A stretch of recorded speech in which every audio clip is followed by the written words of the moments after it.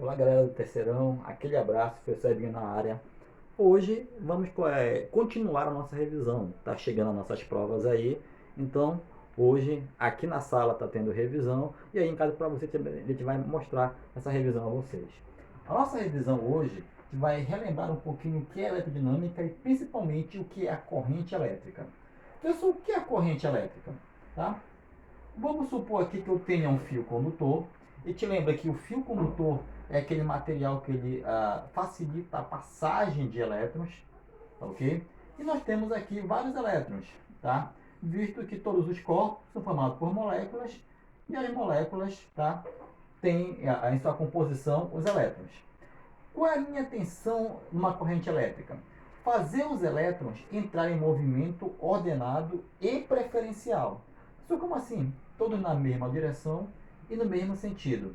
Mas para eu conseguir fazer com que esses elétrons andem na mesma direção e no mesmo sentido, eu crio uma coisa que nós chamamos de DDP, diferença de potencial. Ou seja, eu crio um potencial maior numa extremidade e um potencial menor numa outra extremidade. Por exemplo, vou criar aqui um potencial maior desse lado e um potencial menor desse lado. O que eu tenho que entender?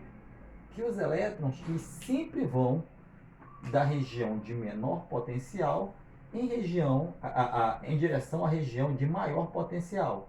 Tá ok? Então ele sai dessa região aqui em direção a essa. Alguns alunos até fazem aquela analogia.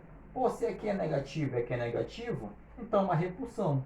E vai sendo atraído pelo positivo, já que os elétrons são negativos, atraído pelo positivo. O positivo, no caso, né, é a região de maior potencial. Então, quando eles começam a se movimentar, eu tenho aqui a minha corrente elétrica. Beleza? Pessoal, e essa corrente elétrica? É aquela que eu pego no fio elétrico e levo aquele choque? É exatamente isso. Pessoal, esse choque vai ser grande, ele vai ser pequeno, ele vai ser médio. Depende da intensidade dessa corrente elétrica. E como é que se calcula a intensidade dessa corrente elétrica? Tá? Ela é calculada por isso aqui, olha. Vamos supor que os elétrons estão se movimentando e eu criei bem aqui uma portinha. No teu livro, ele chama essa portinha de seção transversal. Como se tivesse um corte transversal. E aqui eu vou contar o número de elétrons que vai passar a cada segundo. Tá? Ah, professor, mas eu sei que esses elétrons eles têm uma carga. Tá? E essa carga é dada lá na eletrostática, que é o número de elétrons que estão passando por esse E, que é a carga elementar, que é quanto cada elétron carrega. E te lembra que esse E vale 1,6 vezes 10 a menos 19 coulomb. Então, cada um desses elétrons que passar com esta carga elementar vai ter uma carga geral. E essa carga geral que passar por um dado intervalo de tempo é que vai determinar a minha intensidade da corrente elétrica. Então, vamos lá, neném. Essa carga no sistema internacional ela é dada em coulomb. O tempo nós sabemos que é dado em segundo. Então, na verdade, a minha corrente elétrica seria dada em coulomb por segundo.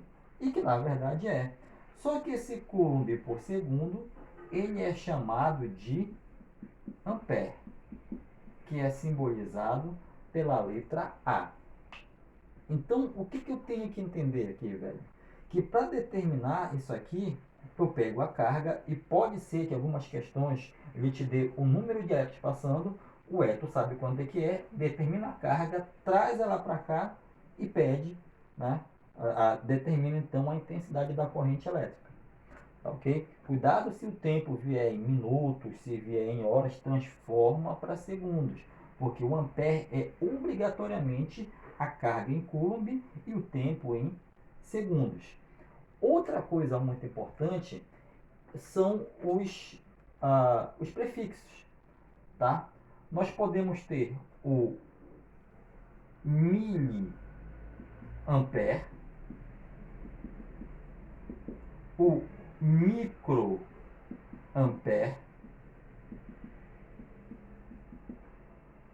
o nanoampere e o picoampere. O que é isso, professor? São, na verdade, os submúltiplos da corrente elétrica. O miliampere ele é simbolizado pelo Mzinho e o A maiúsculo. E ele quer dizer 10 a menos 3 ampere. O microampere é simbolizado pelo Mi, aquela letra grega que nós já vimos, o A, que quer dizer 10 a menos 6 ampere. O nanoampere é o N, o A, que quer dizer 10 a menos 9 ampere. E o picoampere é o Pzinho e o A, que quer dizer 10 a menos 12 ampere. Esses mesmos prefixos, eles podem ser usados aqui no coulomb. Eu posso ter o milicoulomb, que seria 10 a menos 3 coulombs, o microcoulomb, que seria também 10 a menos 6, só que coulomb, o nanocoulomb, que seria 10 a menos 9, e o picocoulomb, 10 a menos 12. Então, na verdade, esses termos aqui, eles não são utilizados só para corrente elétrica, é para qualquer unidade de medidas. Então, apareceu o mili, já sabe que é 10 a menos 3. O micro, 10 a menos 6. Nano, 10 a menos 9. E o pico, 10 a menos 12. Tá ok? Outra coisa muito importante dessa corrente elétrica. Tá? Essa corrente elétrica, ela dura poucos segundos.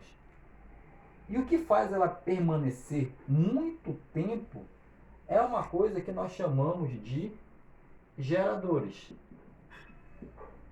Os geradores, eles têm aquela função básica, nós sabemos, que é transformar outras formas de energia em energia elétrica. Então, eu posso ter uma pilha, eu posso ter uma bateria, eu posso ter um gerador a combustão, eu posso ter uma hidrelétrica, eu posso ter uma usina eólica, uma usina solar, todos eles transformando outras formas de energia em energia elétrica.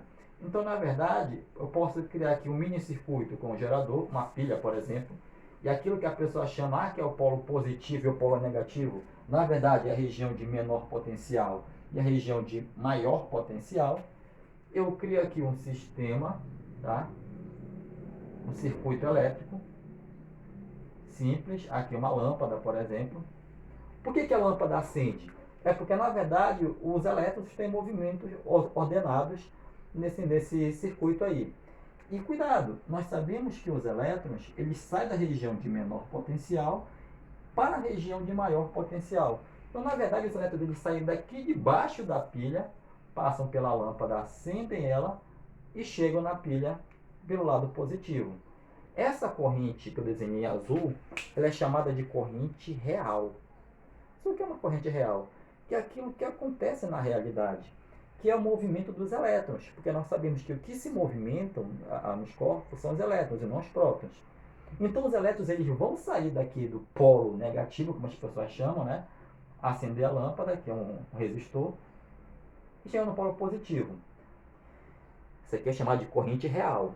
Mas tem uma corrente que ela vai do positivo para o negativo, que é chamada de corrente convencional.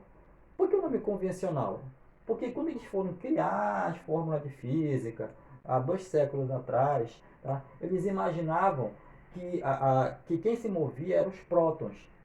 Então tome cuidado, que eles podem te pedir para marcar a diferença entre uma corrente real e uma corrente convencional. A real é o fluxo de elétrons do positivo, do elétrons do negativo em direção ao positivo, e se pedirem uma corrente convencional, ele vai do positivo em direção ao negativo, porque naquela convenção eles já acreditavam que eram os prótons que se moviam, por isso que o nome é corrente convencional. Tá? Nos circuitos elétricos, nós utilizamos a corrente convencional. Convencional, professor? Porque todas as fórmulas, na verdade, elas foram criadas baseadas na corrente convencional. Professor, não vai dar errado o cálculo? Não dá não, bebê. Porque tanto o próton quanto o elétron, eles têm o mesmo valor, eletricamente falando, que é 1,6 vezes 10 a menos 19. Então, o que eu calcularia com os prótons, eu acharia um valor, Calculando com os elétrons, eu acharia o mesmo valor, porque ambos têm a mesma carga elementar. Tá certo? Então, esse aqui é o apanhado geral, tá, da nossa revisão de hoje de eletrodinâmica. Tá, meus queridos? Para vocês, aquele abraço, fique com Deus e até a próxima.